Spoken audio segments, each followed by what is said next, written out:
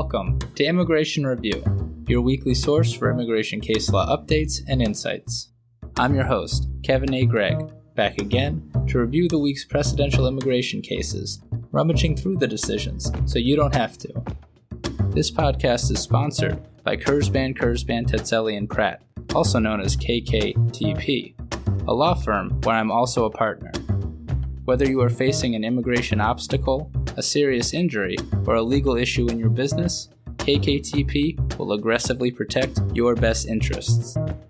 This podcast is also sponsored by DocketWise, an all-in-one immigration forms and case management solution trusted by thousands of immigration lawyers across the U.S.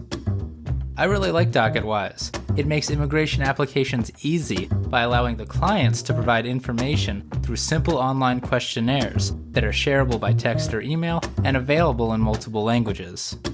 Not only that, DocketWise provides a comprehensive group of case management features, including invoicing and calendaring, secure messaging, task management, and a lot more. You can learn all about DocketWise and receive a 10% discount on your subscription by heading to docketwise.com/immigration-review, so they know we sent you. And as always, this show does not constitute legal advice and has no bias other than to keep you up to date and to enable you, my dear colleagues, to excel in court. So, without further ado, let's start the review.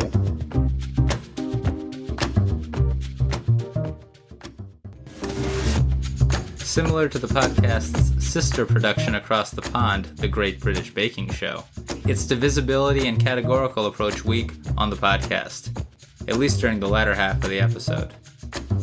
Not as tasty as is, say, Bread Week, but also much healthier, so long as you use the right elements. I'm sorry for my jokes, everybody. Nothing but seriousness going forward. First up is Osmani v. Garland, published by the 7th Circuit on January 24th, 2022. This decision is about BIA fact-finding and discretion. Mr. Osmani is from the former Yugoslavia, Kosovo specifically, and was admitted to the U.S. as a refugee in 1999. He did not adjust to lawful permanent resident status and did not naturalize, and in 2019 was convicted for possessing illegal narcotics. Apparently he had more convictions as well, and so DHS charged him as removable for a bunch of reasons. Still a refugee though, so in removal proceedings, Mr. Osmani applied to adjust to LPR status under I&N Section 209, the Special Refugee Adjustment of Status provision. And even though his convictions, crimes involving moral turpitude at a minimum here, made him inadmissible, for the specific refugee adjustment provision, an immigration judge can waive inadmissibility, quote, for humanitarian purposes to assure family unity or when it is otherwise in the public interest, end quote. Great waiver. Mr. Osmani submitted a whole bunch of evidence in support and, quote, claimed he had no ties or documentation linking him to Kosovo, would be unable to support himself if removed, and was a member of a persecuted ethnic minority, end quote. Not so surprising, he did have refugee status. DHS did not take any position on the waiver and didn't file a pre-hearing brief. Mr. Osmani testified and was cross-examined. After taking a lot of evidence, the IJ informed Mr. Osmani that, quote, he didn't really want to hear any additional evidence, end quote. The government responded no when the IJ asked, quote, if there was anything the government needed to hear additional-wise, end quote. Then the IJ granted the waiver and adjustment to Mr. Osmani. But DHS appealed, and on appeal, end quote, after failing to take any position before the IJ, end quote, DHS argued for the first time that Mr. Osmani's U.S. family ties were insufficient for a waiver, and that the equities did not favor his case. Mr. Osmani, who again wasn't appealing because he won, and so had no forum to really make affirmative arguments, sought a remand in the alternative to supplement the record with additional evidence in the event that the BIA bought DHS's arguments. The BIA overturned the IJ, declined a remand, and ordered Mr. Osmani removed. Mr. Osmani petitioned for review to the 7th Circuit, and while the petition was pending 7 months ago, ICE deported him to Kosovo. But they gotta bring him back, because the 7th Circuit remanded. First, jurisdiction. It's a bit hairy because really Mr. Osmani is requesting review of the BIA's discretionary determination. But Mr. Osmani brought a sufficient legal challenge for the Seventh Circuit to hear it. Mr. Osmani, quote, claims the BIA ignored binding precedent and exceeded the scope of its appellate review by considering arguments the government raised initially on appeal, end quote, and that the BIA engaged in improper fact-finding. And those are arguments that the Seventh Circuit can review. Just an aside, note how the Seventh Circuit will review the argument that the BIA engaged in improper fact-finding without Mr. Osmani having to file a motion to reconsider. That's in contrast to how the Fifth Circuit ruled 2 and 3 weeks ago in the Avias Tavara and Santos Acaria cases, respectively.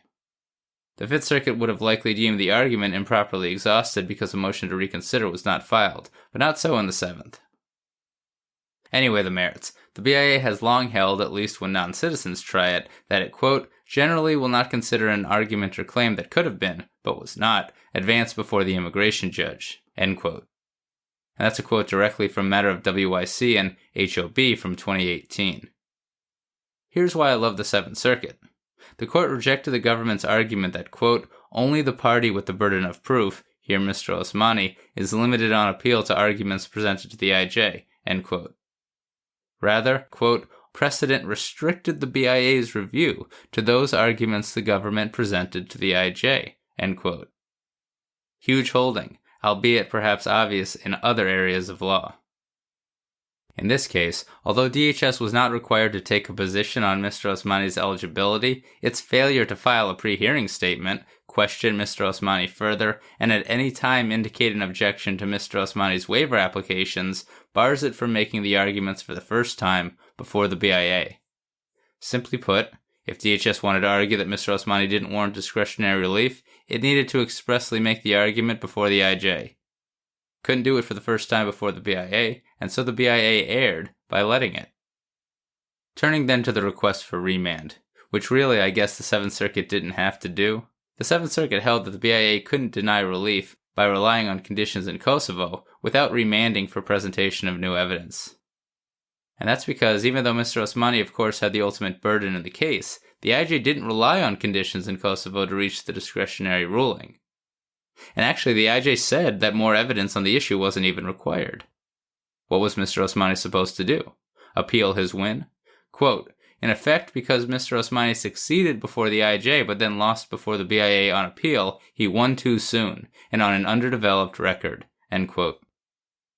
Put in legalese that must be argued, quote, by engaging in de novo review of undeveloped record evidence on the conditions in Kosovo, the BIA engaged in impermissible fact-finding and exceeded the scope of its appellate review. End quote, and great quote. Case remanded. Hopefully they can find Mr. Osmani in Kosovo, and hopefully he's okay. Man, I love me some decisions on burdens. And that is because I am a nerd. And that is Osmani v. Garland.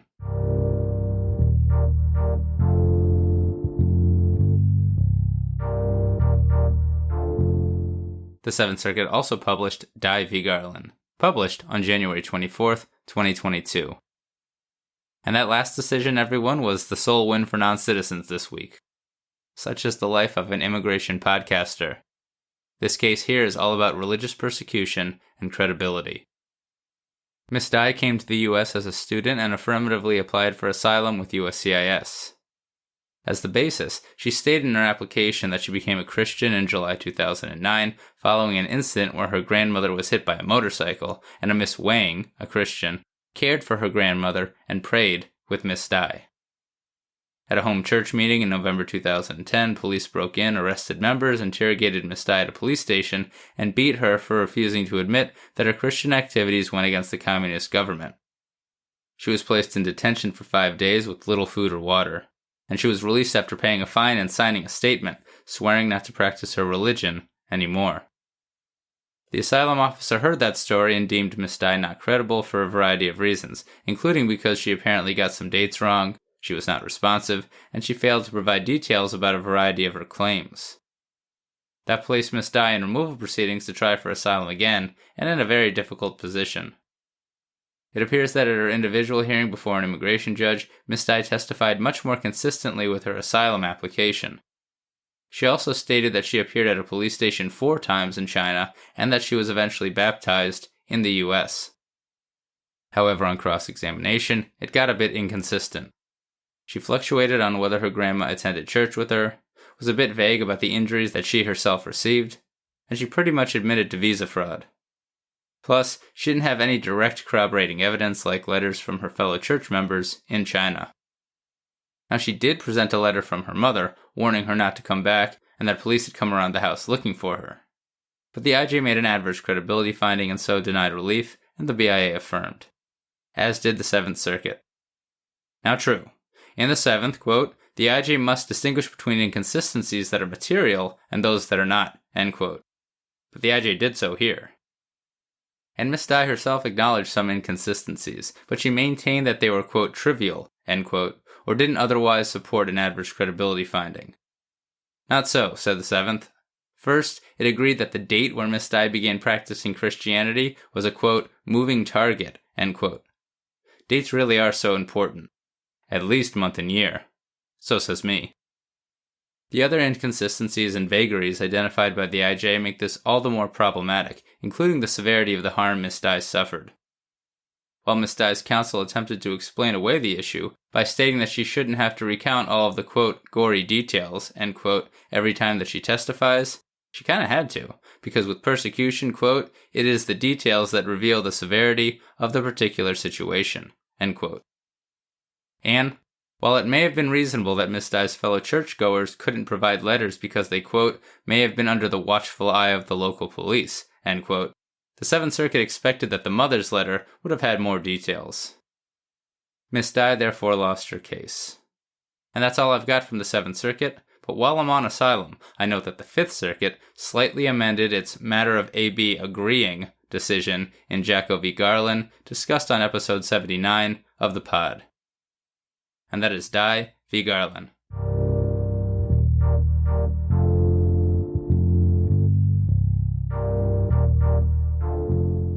That brings us to matter of Koat, published by the BIA.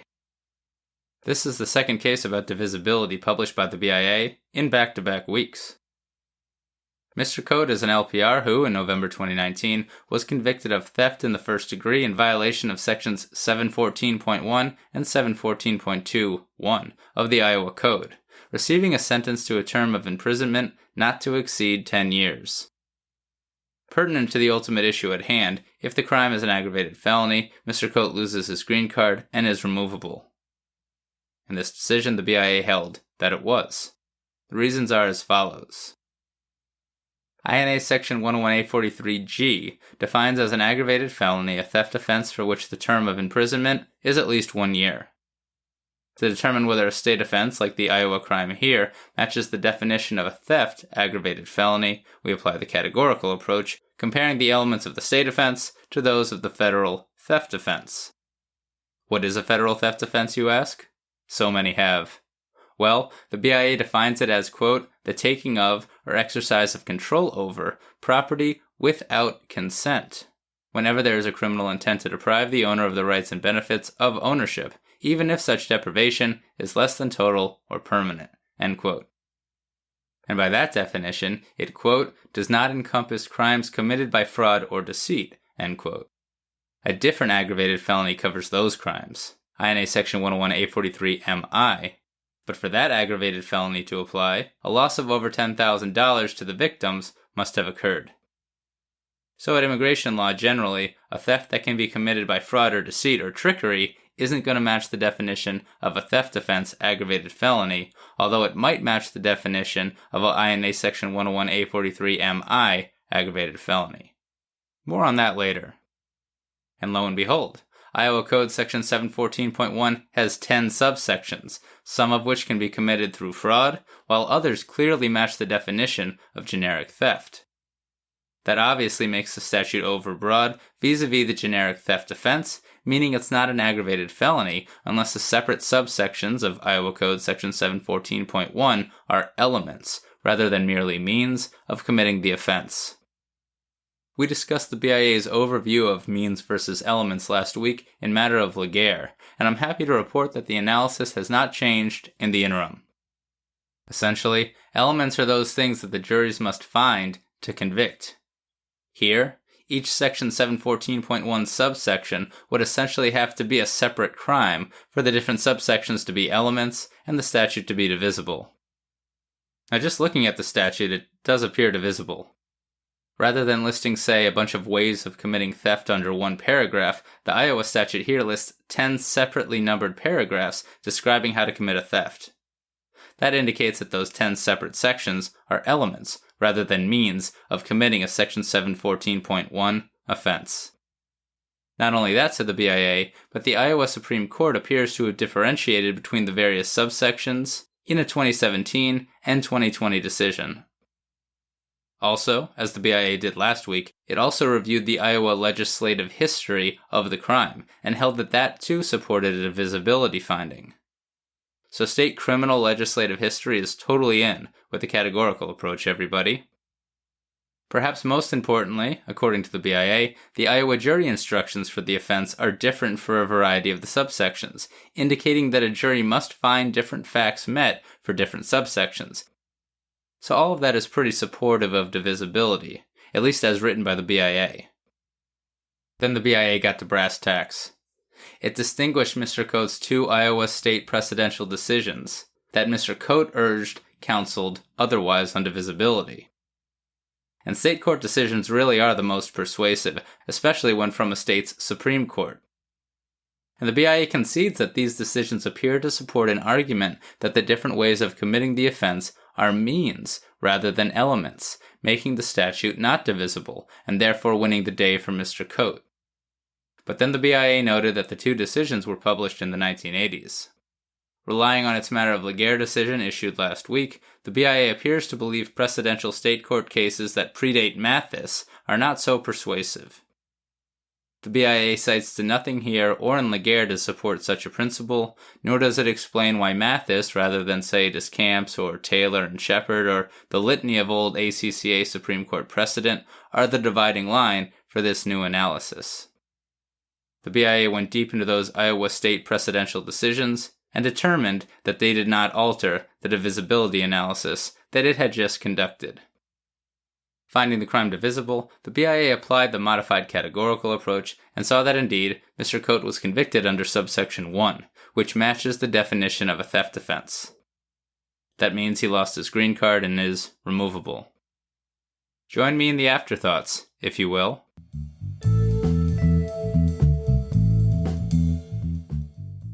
So the BIA is clearly up to something here, setting precedent in back-to-back weeks that undermine the authority of old state case law. It has done so without citing any authority other than itself for this new analytical tool. Stay tuned. Substantively on the decision, I'm a bit curious. Nowhere does the BIA discuss whether the conviction actually had a term of imprisonment of at least 1 year, as INA Section 101A43G requires. The BIA said the issue was undisputed, and maybe so, but it seems that Mr. Koat was sentenced to, quote, a term of imprisonment not to exceed 10 years, end quote. That's a ceiling, not a floor. Motion to reconsider? Finally, allow me to mount the pedestal. By page 2 of this decision, I was getting all worked up because I didn't know what the BIA was going to do with Attorney General Barr's 2020 decision in matter of Reyes, discussed on episode 14 of the podcast. At the time, I had harsh words for Reyes, as it is simply not how the categorical approach is supposed to be applied, as I understand it, at least. In Reyes, the Attorney General held essentially that even if a crime is not divisible, so long as all means match the definition of some aggravated felony, the conviction is an aggravated felony.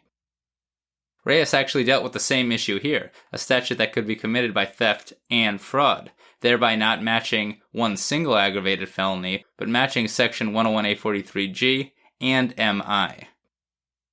The Attorney General held that even though the statute at issue there, unlike the Iowa statute at issue here, was not divisible, the crime was an aggravated felony because all means matched some aggravated felony. No circuit has so much cited to Reyes, to my knowledge, nor would a circuit owe it any deference if it did. In the BIA case here, and in a footnote, unfortunately for the immigration bar, the BIA seemed poised to apply Reyes but couldn't, because the fraud section of the Iowa statute doesn't require a loss of over $10,000, meaning that even if they were means, the fraudulent, non-theft portion don't even match the definition of any other aggravated felony. But the shot across the bow was made. I believe Reyes is wrong. The Attorney General should vacate it before the case is applied and creates a huge mess like matter of Silva Trevino did. Respectfully requested. And that is matter of Koat.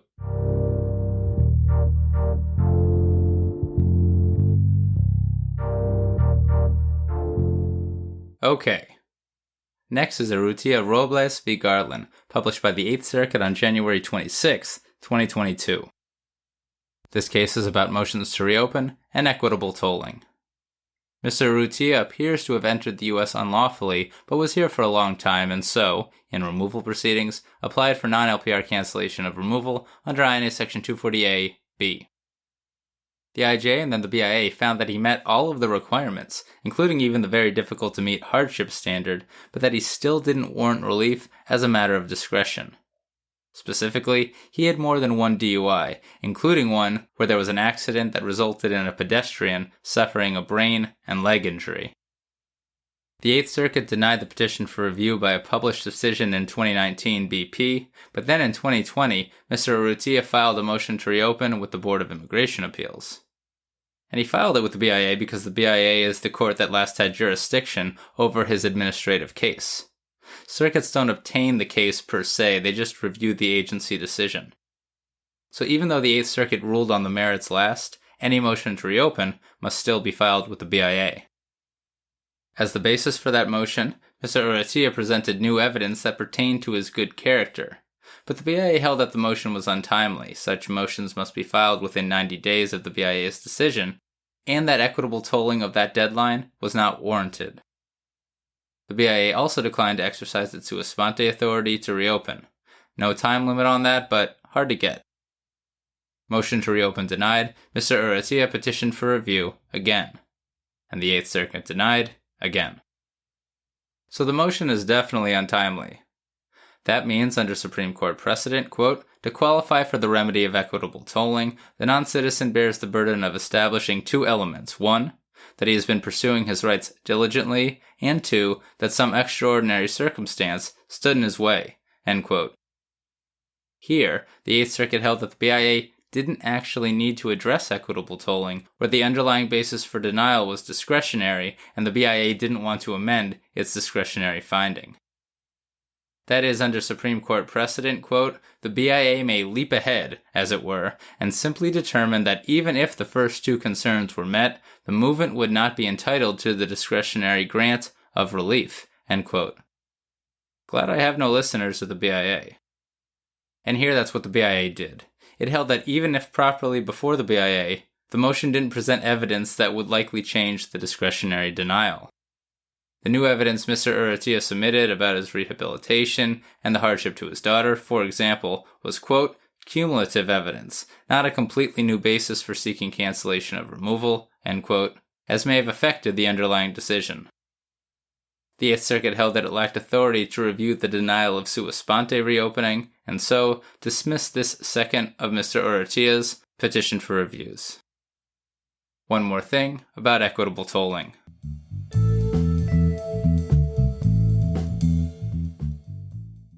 The 8th Circuit states here that actually, it believes it unclear whether equitable tolling is even available for such motions.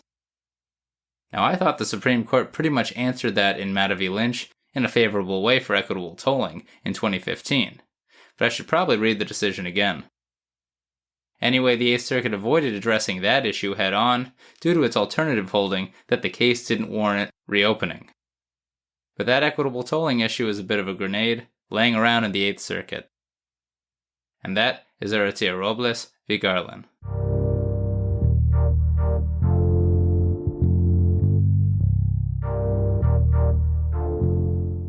Finally, we have Chamu v. U.S. Attorney General, published by the 11th Circuit on January 26, 2022. Hope you kept your brain cells intact because this last one is a very complicated case about cocaine and the realistic probability test. Mr. Chamu is from Mexico and was placed in removal proceedings after being in the United States for over 10 years. He has U.S. citizen children and a U.S. citizen or LPR mother, and so as a defense for removal, applied for non-LPR cancellation of removal under I&A Section 248B, claiming, again, that his removal would cause his qualifying relatives exceptional and extremely unusual hardship. Problem is that in 2003, he pled guilty to cocaine possession in violation of Florida Statute Section 893.136A. DHS left him alone until the Trump administration when, in 2017, DHS initiated the aforementioned removal proceedings. DHS argued that the drug conviction barred Mr. Chamu from relief because it qualified as a law relating to a controlled substance as defined at I&A Section 237A2BI, which, if true, indeed bars him from the relief. And IJ and the BIA held that it was a bar. The argument requires application of the categorical approach, and here the 11th Circuit agreed with the BIA, at least as to the ultimate result. Mr. Chamu made two arguments, one kind of standard and one a bit more unique. First, Mr. Chamu argued that Florida criminalizes possession of more versions of cocaine than do the feds, making the possession statute broader than the federal definition of a controlled substance offense. Second, he argued that Florida possession was broader than the federal removability provision because that, quote, Florida possession statute alone presumes that a defendant knows a possessed substance is illegal, whereas federal law requires proof of knowledge, end quote. That is, the argument goes, the Florida statute presumes the mens rea required of the federal offense, which would then appear to criminalize a broader swath of conduct than do the feds, which again require actual knowledge. All right. And I just love this. Mr. Chamu presented a declaration from a chemistry expert to explain how indeed the Florida and federal definitions of cocaine are different, and why the Florida possession statute covers different substances. But again, it didn't win the day for Mr. Chamu, and here's why. Apparently cocaine is made of or encompasses what are called isomers. And Florida apparently criminalizes possession of more or different isomers than do the feds. So it would appear that the statute is overbroad. After all, under Ramos v. U.S. Attorney General, the statutory text alone of a statute will make it overbroad. Litigants need not satisfy the realistic probability test and show that the state actually prosecutes the overbroad conduct where the statutory text alone makes it so. But according to the court, even under Ramos, quote, a litigant still must show that any textual differences carry actual legal consequences, end quote. Put another way, quote, different words alone are not enough, end quote. At least if, for example, the state and feds criminalize the same stuff, like cocaine isomer possession, but just use different words. In that case, the state statute would not be overbroad, because even though different words are used, they're criminalizing the same thing. Back to isomers. They're essentially, again apparently, the same chemical compounds just arranged differently. And while indeed Florida criminalizes possession of one cocaine isomer that the feds don't, the 11th Circuit doesn't believe that actually it's even possible to possess that final isomer. The 11th Circuit isn't even convinced that the overbroad isomer of cocaine exists. Quote, we would not find overbroad a state statute criminalizing the possession of a dangerous animal, defined to include dragons, if the relevant federal comparator outlawed possession of the same animals but did not include dragons. Unless, of course, the offender provided evidence that dragons actually exist, end quote. Invitation accepted. According to the 11th Circuit, even the expert opinion on isomers didn't resolve the issue and prove that this one specific cocaine isomer exists, at least in quantities that could ever actually be possessed in a way different from what the feds criminalize. This is a flaw all the more fatal to the panel because Mr. Chamu has the burden to establish relief eligibility. Complicated stuff. Turning then to Mr. Chamu's second argument, the stuff about the different mental states required of Florida versus the federal crime. The 11th Circuit rejected it.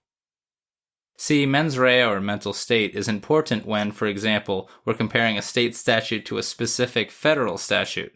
Think the crime of violence definition at 18 U.S.C. Section 16A, and the Supreme Court's decision in Bourdain that a recklessness mens rea won't satisfy it.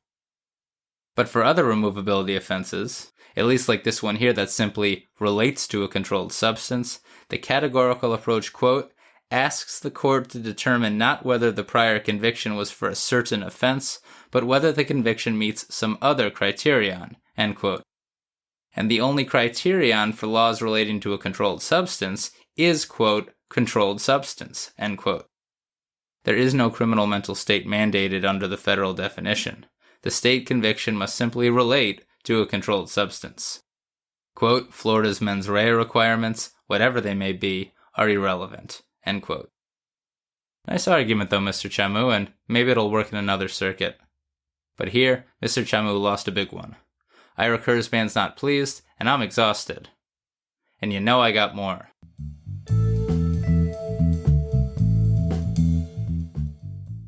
First, it appears that Mr. Chamu made arguments for the first time on petition for review to show that yes, indeed, the isomer exists. But the 11th Circuit refused to consider them because they weren't facts in the record. But they can be next time. So reach out to Sui Chung and Michael Vastine to steal their arguments. And to be honest, I suspected it was those two even before I looked it up on Westlaw. Tough loss, guys. And yeah, not great for non-citizens, but actually decent in my opinion for non-citizens on the realistic probability test.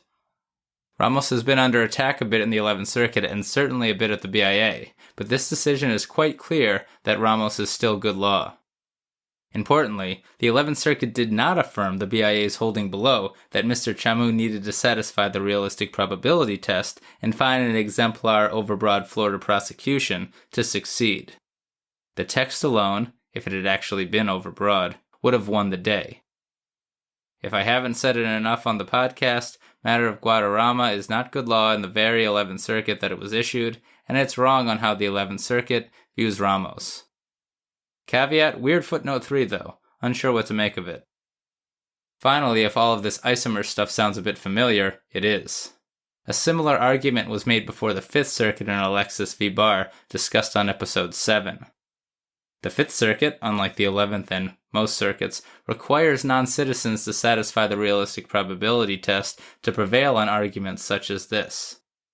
But after the Alexis case, I was informed by Texas counsel that actually there does exist a case in Texas where Texas prosecuted the overbroad isomers. But it wasn't found soon enough for Mr. or Mrs. Alexis. The realistic probability test can be hard to meet, but it may be the only way to win these types of cases, so it's so important to find a case applying the statute in an overbroad manner. We really need an ALA or law school-centered database of state convictions applying statutes in an overbroad manner to allow immigration attorneys to satisfy the realistic probability test from state to state. And that is Chamu, the U.S. Attorney General. So there you have it. You're all caught up with the past week's published immigration cases. I'm Kevin A. Gregg, a partner with the law firm Kurzban, Tetzeli & Pratt, and this has been another episode of Immigration Review. Thank you for listening, and I hope you enjoyed it. If you did, please share it with a friend and rate and review us. Each review helps new listeners find the show. And of course, subscribe to Immigration Review wherever you get your podcasts.